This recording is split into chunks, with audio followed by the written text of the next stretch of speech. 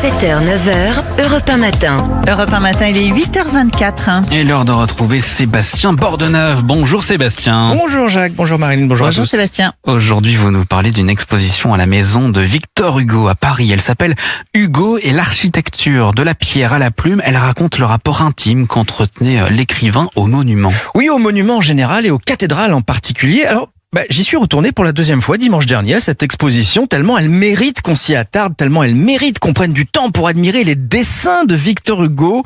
Alors c'est d'abord très émouvant car l'exposition est à la maison Victor Hugo au 6 place des Vosges à Paris, la même où il a habité de 1832 à 1848, la même où il a même écrit une partie des Misérables, des dessins de Victor Hugo. Il y en a 3000 à peu près, il va dessiner toute sa vie, des œuvres pas du tout destinées à être montrées en public, une vraie passion que nous confirme Alexandrine Achille, c'est la commissaire de l'exposition Hugo et l'architecture et conservatrice du patrimoine à la maison Victor Hugo.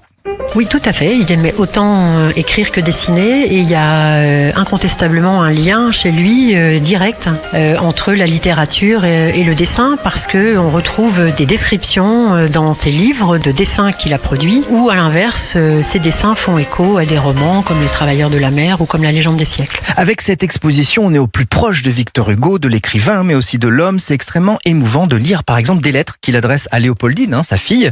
Il avait la manie de faire des dessins sur ses missives. Exemple, il lui envoie ce qu'il appelle un gribouillis de Luz Saint-Sauveur, c'est dans les Hautes-Pyrénées, en août 1843. Eh bien, on peut lire « Je t'envoie un petit gribouillis qui te donnera quelques idées des choses que je vois, qui me paraissent bien belles, mais qui sembleraient bien plus belles encore, cher enfant, si je les voyais avec toi. » C'est triste, car il apprendra le mois d'après que sa fille, Léopoldine, s'est noyée. J'imagine que dans cette exposition, il n'y a pas que des petits dessins sur des courriers. Oh non, vous imaginez bien, on est ému, admiratif devant ces croquis de phares à l'encre brune, ces grands dessins de cathédrales à la gouache, des donjons à la plume, Notre-Dame au fusain et encre de Chine dans une ambiance clair-obscur. Oui, Victor Hugo aime le marron, l'ocre, voire le noir le plus profond, mais au-delà des édifices chancelants qu'il dessine, ce qui est passionnant, c'est l'inquiétude et la colère de Victor Hugo due à son amour viscéral pour la conservation du patrimoine. Rendez-vous compte, dès ses 21 ans, il dénonce, je cite, le vandalisme révolutionnaire, car à cette époque,